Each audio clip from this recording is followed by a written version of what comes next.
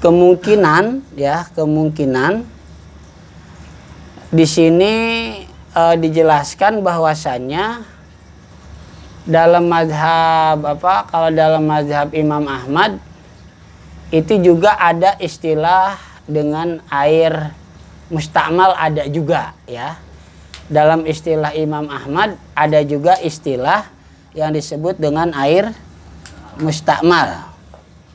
Nah, air mustakmal menurut Imam Ahmad bin Hambal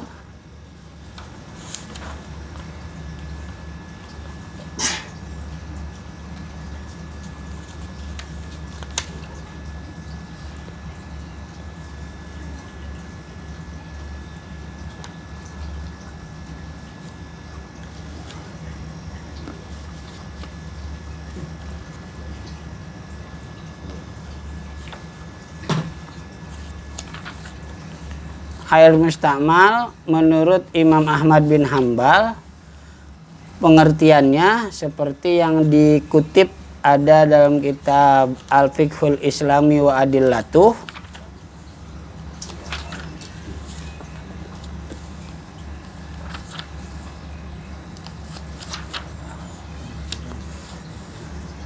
Huwal mustakmalu fi rab'i hadasin akbaro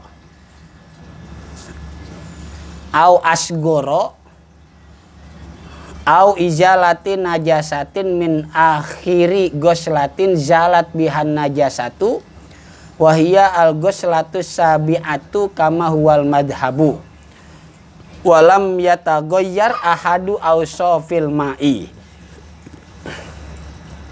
Jadi menurut Imam Ahmad bin Hambal, air mustakmal itu adalah air yang bekas dipakai untuk hadas besar atau hadas kecil.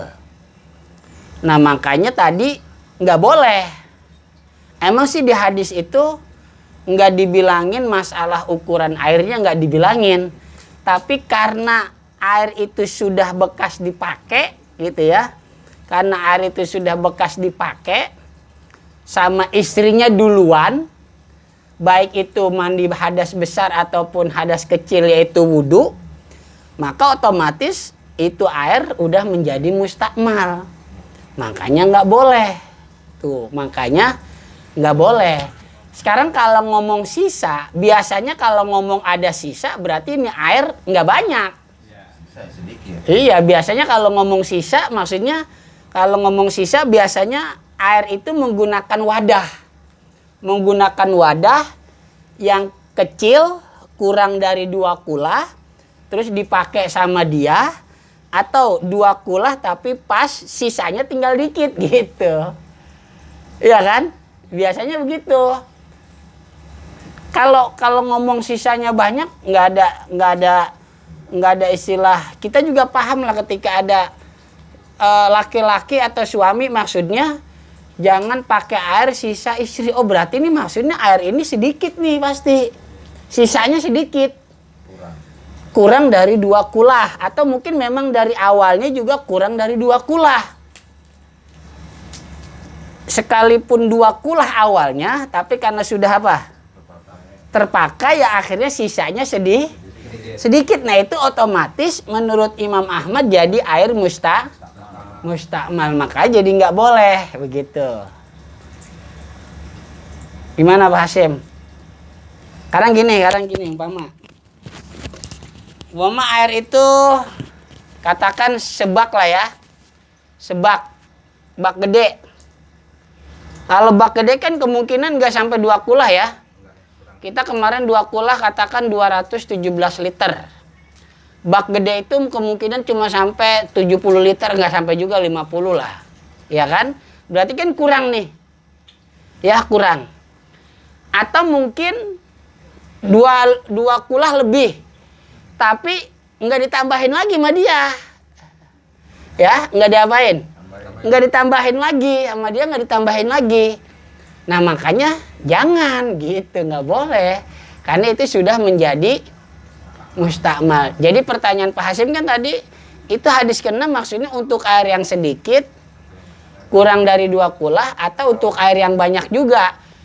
Dilihat sisanya aja. Air yang kurang 2 kulah juga bisa. Air yang cukup 2 kulah juga bisa, tapi sisanya kalau yang kurang 2 kulah udah pasti sisanya kurang dari 2 kulah. Kalau yang 2 kulah kemungkinan sisanya kurang dari 2 kulah. Nah makanya nggak boleh kata Imam Ahmad bin Hambal. Jadi dua-duanya bisa Pak Hasim. Itu hadis untuk air yang sedikit atau yang banyak? Dua-duanya. Dua-duanya. Dua-duanya. Gitu, dua-duanya. Gimana Pak Hasim? Kalau yang airnya lebih dari banyak nih ya. Ya umpama sampai 220 liter. Ya. Posisi mandinya debur. Enggak nih. Coba Pak Hasim majuan biar kelihatan mukanya, jangan di belakang pahala Pak Manto. Kalau mandinya diambil otomatis kurang 2 kulah ya. Ini ya airnya berapa kulah ini airnya? Air posisi besar lah, lebih dari 2 kulah lah. Oh berada langsung berapa liter? 220. Ya udah 220 liter ya. Udah paling 220 liter ya. Ya udah terus. Kalau mandinya diambil otomatis kan kurang. Iya, terus kerannya juga nggak dinyalain ya. Iya.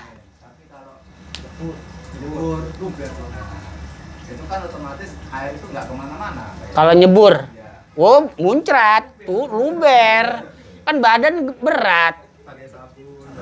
Dia nyebur gitu, badannya nyebur ke kolam, muncrat, pasti berkurang juga kalau dia naik.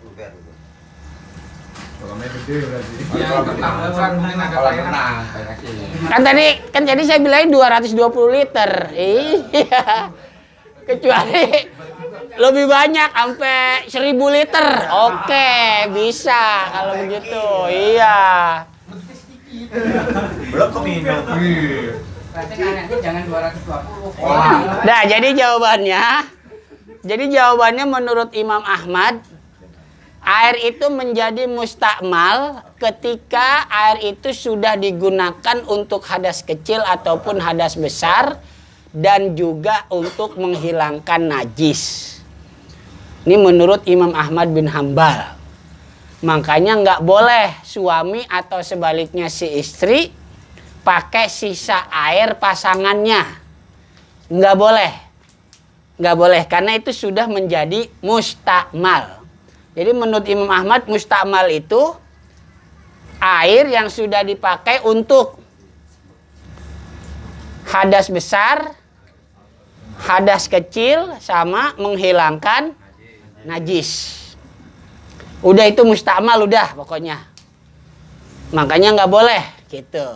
Menurut Imam Ahmad bin Hambal ya, menurut Imam Ahmad bin Hambal.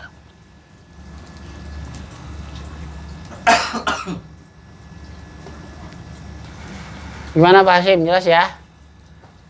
Jadi hadis yang ke-6 ini baik air yang sedikit ataupun banyak tetap aja kalau sudah dipakai buat hadas kecil, hadas besar dan menghilangkan najis, menurut Imam Ahmad bin Hambal air itu sudah mustakmal. Karena air itu mustakmal, maka udah nggak boleh dipakai buat bersuci.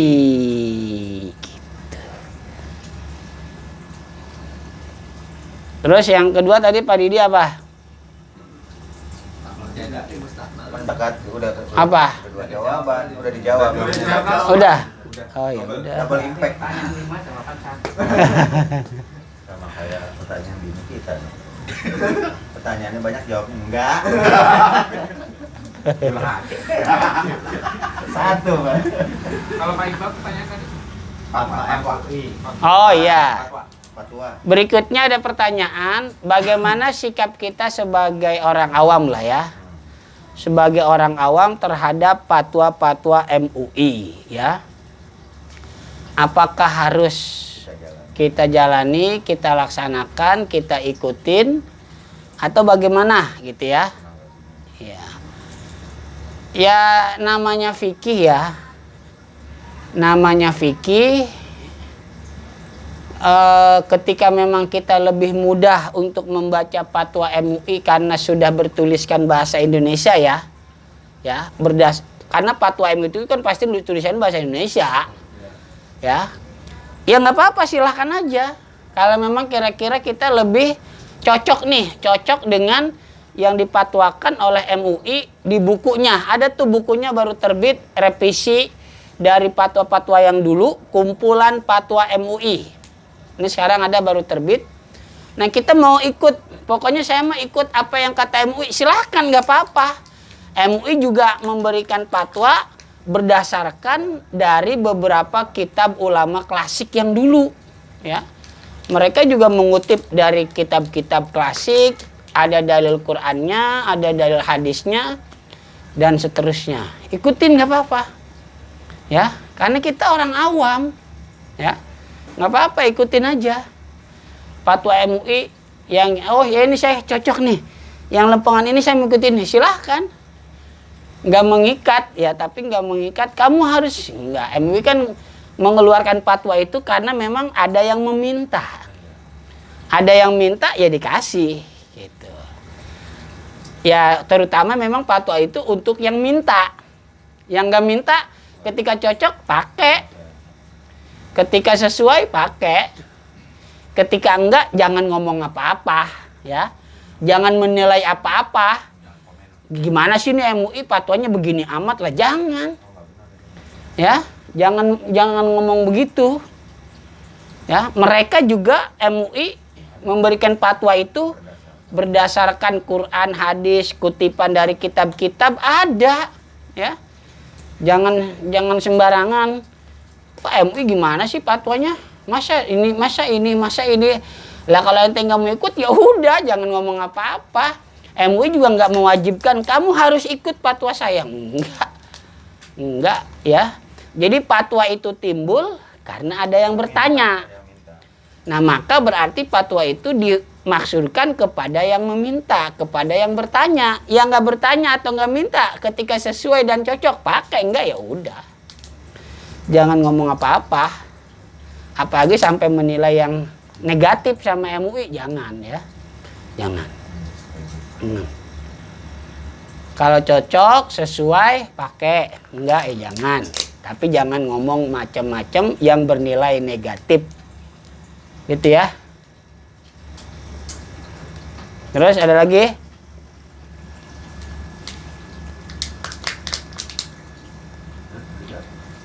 Orang berapa?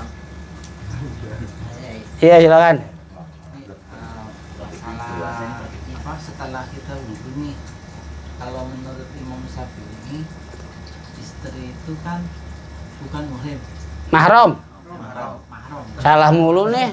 Bukan, Oh jangan salah lagi ah. bukan mahramnya. Iya, Kalau bukan mahram kan kalau bersentuhan kan batal. Nah, Terus? lalu ada hadis yang saya juga nggak tahu apa riwayatnya, katanya Nabi pernah mencium istrinya lalu ke musola. Itu bagaimana?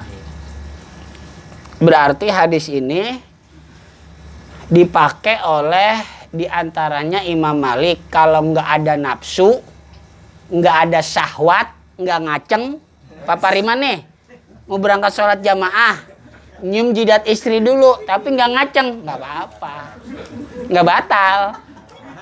Atau nggak ngecerit, nggak apa-apa, nggak batal. Iya. Punya poin biar langsung. Ya. Jadi hadis itu dipakai dalil bukan sama Imam Syafi'i, bukan. Ya. Kalau Imam Syafi'i dalil hadisnya lain mahram. Mau ada nafsu, mau kagak, mau keluar, mau kagak, yang penting bersentuhan laki-laki dan perempuan bukan mahram, dewasa tanpa penghalang, batal. Gitu. Tim Syafi'i. Sama Imam Ahmad kalau nggak salah sama. Tapi kalau Imam Malik nggak ada nafsu, nggak batal. Ada nafsu, batal. Imam Abu Hanifah lebih mantap lagi. Ada nafsu ke mau kagak, nggak batal. Karena yang dimaksud hadis ayat Quran di sana adalah bukan bersentuhan kulit, tapi berhubungan intim. Tuh, kalau Imam Abu Hanifah. Oh iya. Gitu. Gimana Bapak Riman? Oke. Mau pilih yang mana? Kita ambil yang mana gitu. Iya, sekarang terserah Bapak. Mana? Ya. Mau berhubungan intim tapi nggak ngecerit nggak apa-apa. Salah. Lo gimana ceritanya? Nah, ya. Jadi gini ya. Jadi gini dah. Jadi kita harus lihat ya, paham permasalahannya. Ketika kok selama ini saya beranggapan batal ya sama istri karena bukan mahram. Tapi terus tiba-tiba saya baca hadis Nabi pernah nggak wudhu lagi. Nah, dipahami hadis itu bukan yang dipakai oleh mazhab Syafi'i, bukan. Tapi mazhab Imam Malik atau Abu Hanifah. Seandainya pun itu dipakai sama ulama pengikut Imam Syafi'i, itu termasuk khususiat. Khususiat itu apa? Keistimewaan tersendiri untuk Nabi yang tidak bisa ditiru oleh umatnya. Begitu, ya.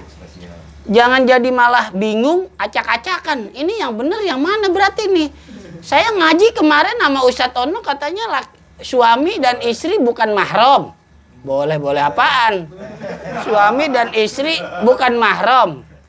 Ya, suami dan istri bukan mahram, batal.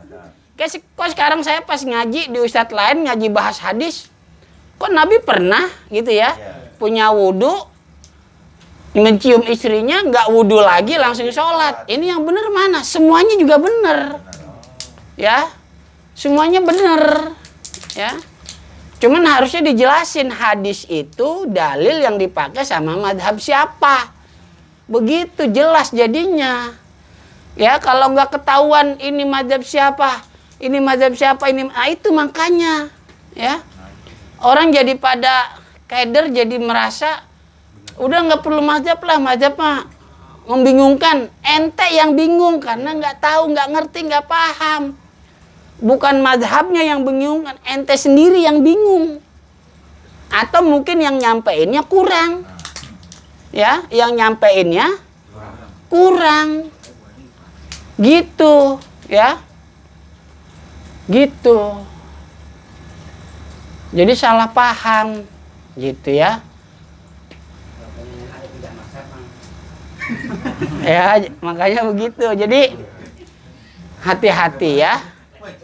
Makanya kalau nggak paham, nanya. Jangan mahamin sendiri. Jangan sotoy. Iya ya. Ya nggak boleh. Gitu ya. Habis sholat, Ente minum nggak minta maaf sama istri orang. Gitu. Ya nggak boleh itu. Tuh ya. Minum istri orang. Nah, nggak boleh.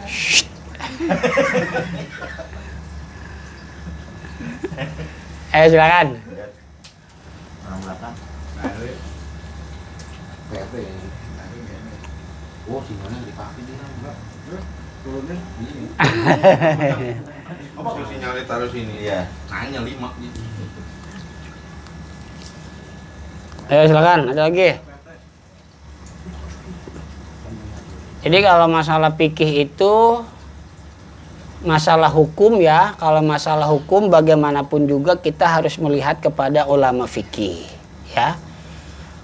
Harus melihat kepada ulama fikih. Nggak bisa cuma pakai hadis doang, ya, atau ayat doang. Karena kita nggak tahu, nggak ngerti, nggak bisa apa-apa, ya. Makanya nanya ya. Fikih itu udah pasti. Fikih itu udah pasti produk dari Quran dan hadis, udah pasti.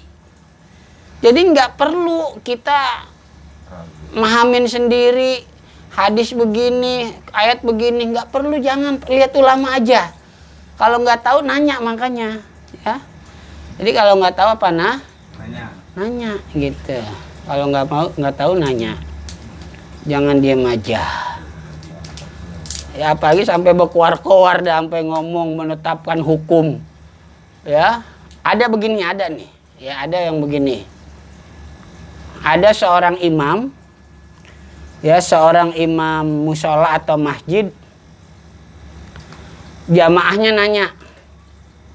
Karena itu dia dianggap sering imam, mungkin dianggap lebih ngerti ilmu agamanya, ditanya, Pak Ustadz saya mau nanya. Ya nanya apa?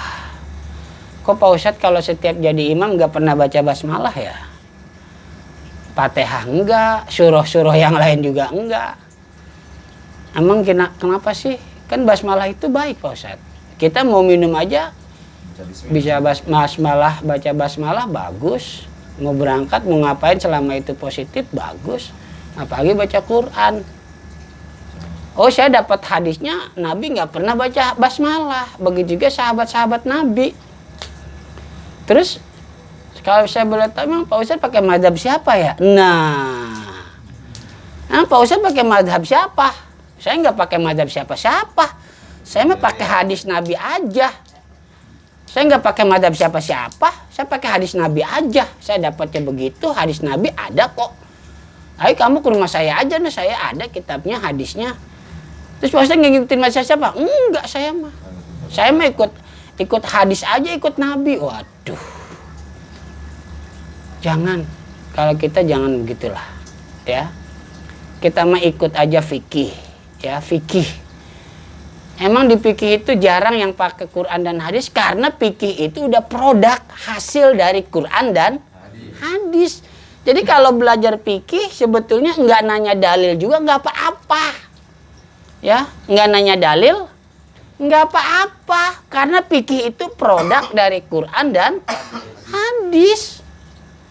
Gitu pasti itu ya pasti. Produk dari Quran dan hadis itu udah pasti. Itu fikih. Kelabakan akhirnya keder. Ya. Imam itu akhirnya keder. Bingung dia. Waduh, Pak Ustadz hebat amat gak ikut mazhab. Nama jamaahnya. Ya. Gak ikut mazhab. Hebat katanya. Iya. Nah, gitu ya. Jadi kita itu fikih aja udah, kita mau belajar fikih ikut ulama fikih aja udah. Ya. Bos saya dapat lagi nih kemarin ada kata hadis ini begini-begini, ada katanya sholat hadisnya begini. Udahlah ya, bukannya saya ngelarang, bukan ya, bukan. Udah kepikir aja lah ya. Ulama udah enak kok, udah ngasih apa? Udah ngasih solusi, udah ngasih hasil dari ijtihad mereka yang diambil dari Quran dan hadis. Gitu, jangan pakai wah ini mah ulama banyak salah, hadis mah enggak. Ente tahu hadis itu dari ulama bukan? Hah? Ente tahu hadis itu dari ulama bukan?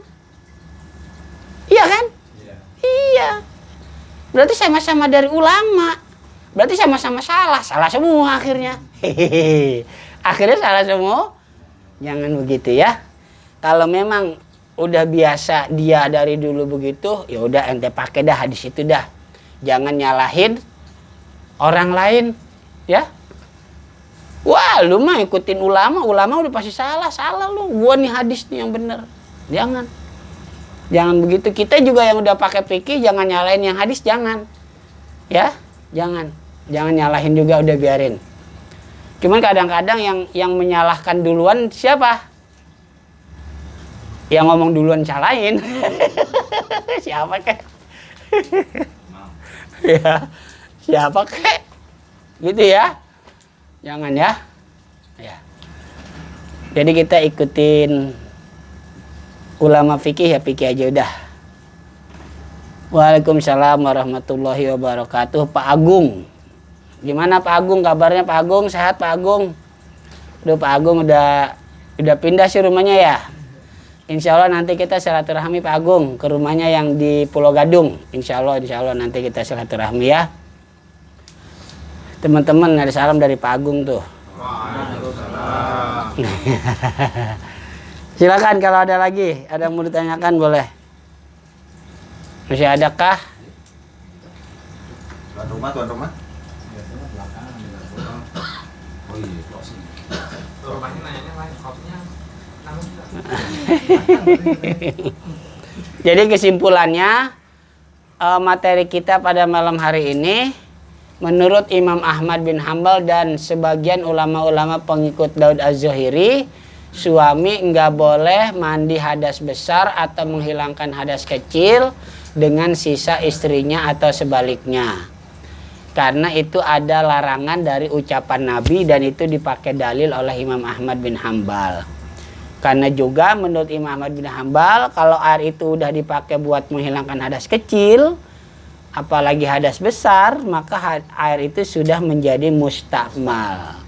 Sedangkan mazhab Imam Abu Hanifah, Imam Malik dan Imam Syafi'i, nggak apa-apa boleh suami menggunakan sisa air istrinya untuk mandi hadas besar atau hadas kecil, itu boleh. Karena emang Nabi Muhammad SAW mempraktekkan hal itu, ya. Mempraktekkan hal itu, dan memang tetap masalah kesucian aturan begini begitu ya diperhatikan, tetap diperhatikan tentang hal itunya, ya, diperhatikan tentang